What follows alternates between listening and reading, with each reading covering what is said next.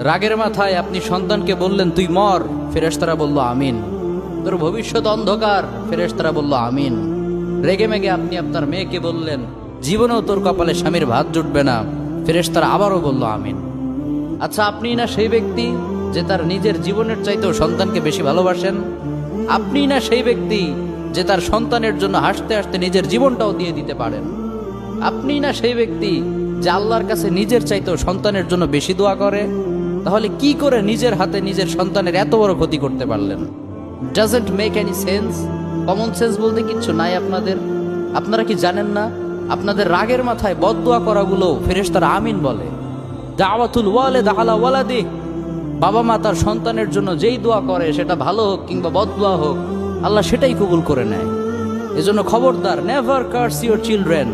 রাগের মাথায় কখনো সন্তানকে অভিশাপ করবেন না। খুব বেশি রাগ উঠে গেলে তার জন্য উল্টা